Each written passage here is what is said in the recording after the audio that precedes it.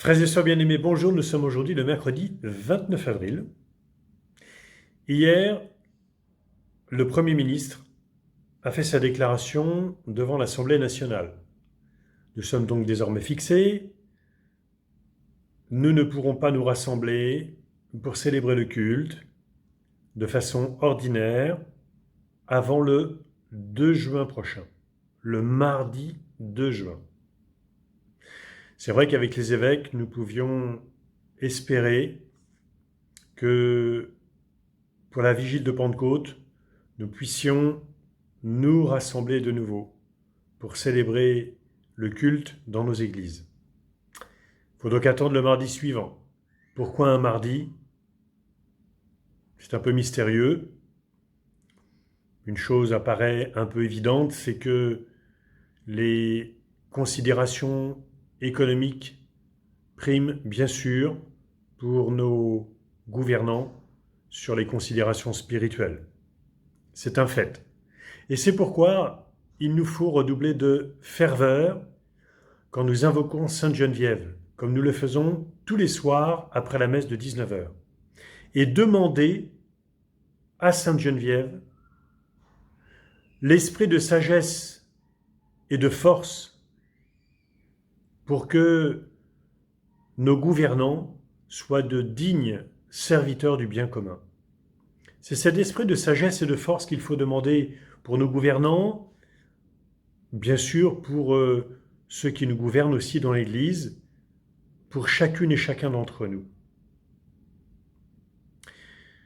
Nous invoquons Sainte Geneviève et puis en ce jour, 29 avril, nous fêtons Sainte Catherine de Sienne, une autre femme très énergique qui, durant le XIIIe siècle, pas mal troublée aussi, surtout dans l'Église, cette femme qui sut se laisser guider par l'Esprit pour inspirer aux plus hauts responsables de l'Église et au pape en particulier les mesures qu'il fallait prendre pour demeurer fidèle à Jésus.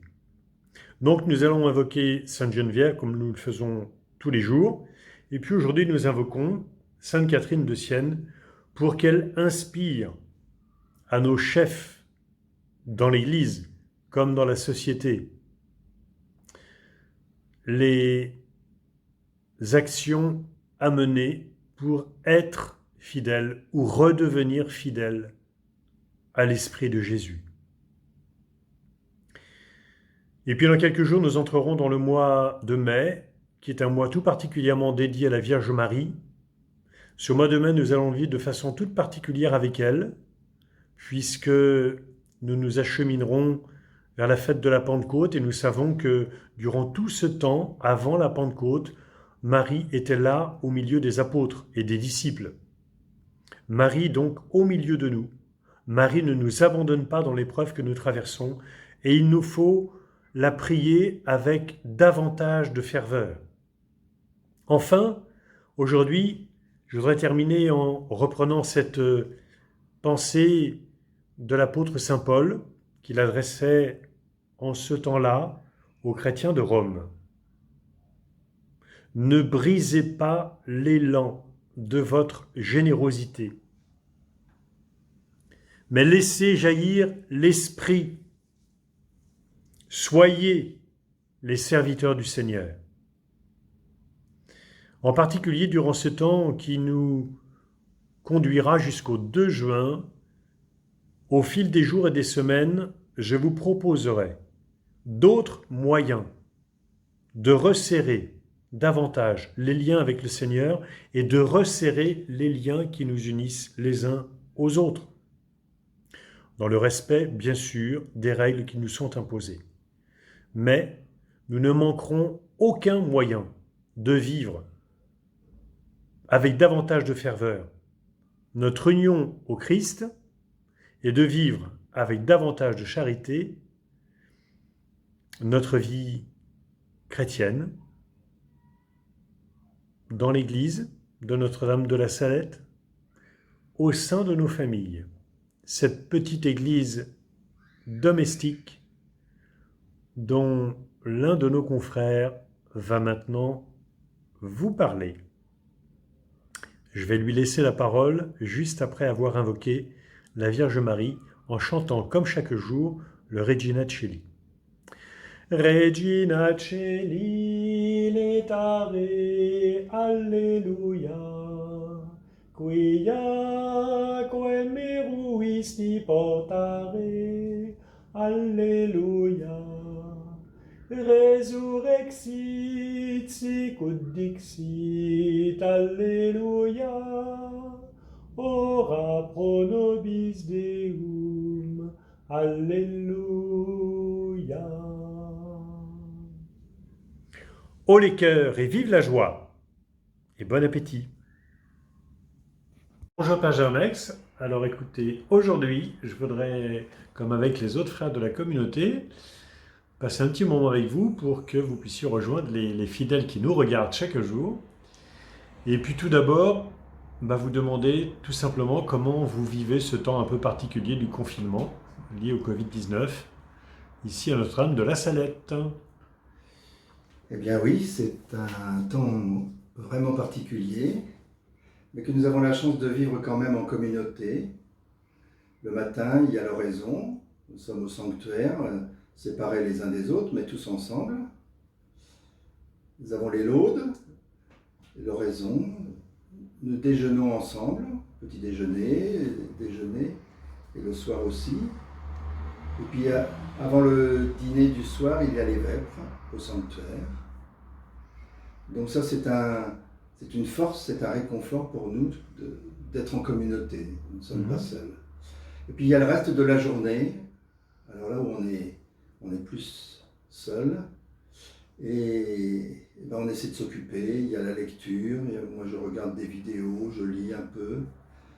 Il y a la tendance de se laisser un peu vivre, d'être un peu paresseux aussi.